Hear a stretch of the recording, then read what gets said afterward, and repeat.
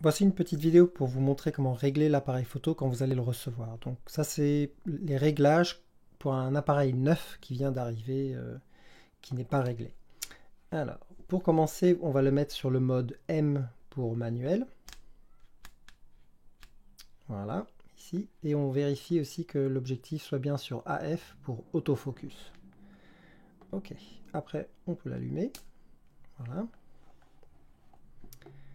Alors, pour que vous puissiez voir, je vais juste changer un réglage pour que l'écran ne soit pas trop éclairé pour vous. Alors, je vais aller dans le menu. Donc ça, c'est le menu, on appelle ça le menu simplifié ou le menu guidé. On peut le changer. Donc en fait, il y a un menu tout ici, là, tout le long, mais on ne voit pas grand-chose sur la vidéo. Donc je vais juste le changer, l'éclairage, pour que vous puissiez voir ce que je suis en train de faire. Voilà, je vais juste faire Screen Brightness. Et je vais le baisser un peu. Normalement, je le mets sur le 6 pour une utilisation normale. Alors, ce qu'on va faire, c'est on peut le mettre en français. Donc, la plupart des appareils photo viennent en anglais. Donc, on met en français. Voilà. Alors, dans le premier menu, ici, quand l'appareil est complètement neuf, il faudra régler l'heure. Le mien, il est déjà réglé et je ne peux pas le mettre comme un appareil tout neuf. Donc, ça va ressembler à ça. Quand vous allez l'allumer, la première chose que vous allez voir, c'est ceci. Et là, vous réglez l'heure. Donc, pour le régler, vous sélectionnez donc ici avec les boutons de gauche et droite. Vous sélectionnez celui que vous voulez changer. Vous cliquez sur Set, c'est le bouton au centre. Et après, vous montez et vous descendez pour changer la date. Et à chaque fois, vous cliquez sur Set pour l'enregistrer. Et puis, vous passez au prochain. Voilà, etc. Et une fois que vous avez fini, vous allez sur OK. Voilà. Et puis, si vous êtes en France, vous mettez Paris ici. Moi, je suis en Angleterre, donc je le laisse sur ça.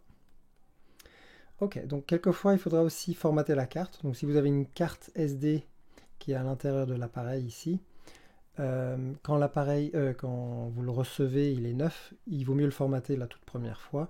Et puis, de temps en temps, une fois par semaine, en général, je le formate si je l'utilise régulièrement. Donc voilà, donc ça vous cliquez ici et vous cliquez sur OK et il va formater la carte. Donc voilà. Donc nous avons... Ah oui, ici le mode écho, juste parce que c'est un peu embêtant, l'écran il s'éteint automatiquement au bout d'une minute et c'est très court. Donc ce que je fais c'est je vais dans le mode écho et je change tout et je le mets sur 3 minutes. Ici. Voilà, 3 minutes. OK. Je crois que tout est bon ici dans le menu réglage fonction. Petite vérification, ouais, tout est bon. Ok, donc là j'appuie sur menu pour remonter au menu du début. Et là je vais aller complètement à gauche ici, dans le menu. Ça c'est tous les réglages pour la prise des photos ou des vidéos, tout ce qui est là. Le jaune ici, là, oh, pardon. Ah oui, c'est l'écran tactile bien sûr. Ça c'est les réglages généraux de l'appareil photo. Celui-là c'est pour les réglages liés à la lecture des photos, pour supprimer des photos, etc. Mais là, on va dans celui-là. Donc on clique OK. Donc par défaut, le qualité d'image sera mis sur JPEG en L. Et ça, je le conseille. Presque tout le monde, c'est mieux pour presque tout le monde, c'est mieux de le laisser sur ça. Si vous voulez peaufiner les photos un petit peu pour vos sites internet ou les posters ou les choses comme ça, vous pouvez prendre des photos en RAW, mais il faut avoir le logiciel adapté pour pouvoir vraiment faire les bons réglages. C'est plus simple de juste prendre des photos en JPG pour. C'est ce que moi je fais. Donc voilà. Tout ça c'est bon. Ok. Donc contrôle du flash. Alors on peut l'accéder ici, mais il y a aussi un raccourci ici sur le côté. Et quelquefois, comme le bouton c'est un raccourci ici, quelquefois on peut le désactiver par accident. Donc si jamais le flash ne fonctionne pas correctement, il faut juste vérifier contrôle du flash. Et là vous cliquez OK. Et il faut qu'il soit allumé. Donc il ne faut pas qu'il soit en désactivé comme ça. Donc faites en sorte qu'il soit bien se déclenche. Voilà. Donc ça c'est bon. Vous cliquez sur menu pour ressortir et pour remonter dans le menu. Donc là, le prochain ici, c'est balance des blancs. Donc on clique sur là.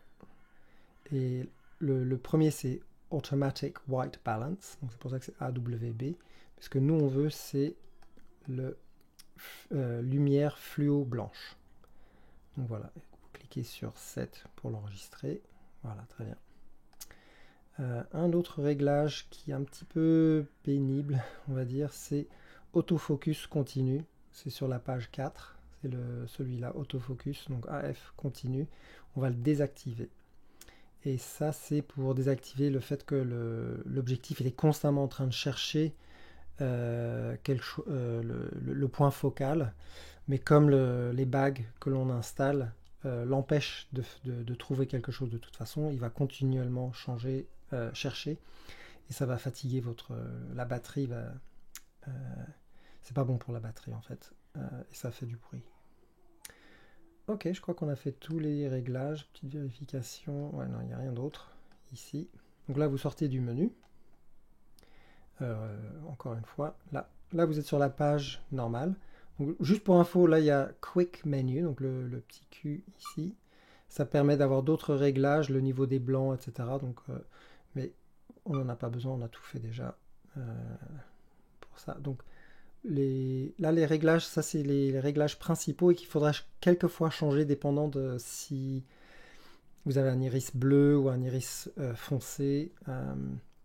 Je vais faire une vidéo plus spécifique sur les réglages, dans quelle situation et comment les changer. Mais pour le moment, je vais régler l'appareil photo pour la plupart des situations, on va dire. Donc là, vous cliquez sur 1 sur 125, donc c'est 1 125e de seconde, et on va le mettre sur 1 sur 80. Voilà. Ok. Après le prochain f5.6, donc ça c'est le diaphragme qui est à l'intérieur de l'objectif. Plus ce nombre est petit, plus le diaphragme est ouvert grand. Et là, ça laisse passer beaucoup plus de lumière. Donc avec les iris très foncés, on peut l'ouvrir. Mais pour la plupart des situations, je le mets sur 6.3.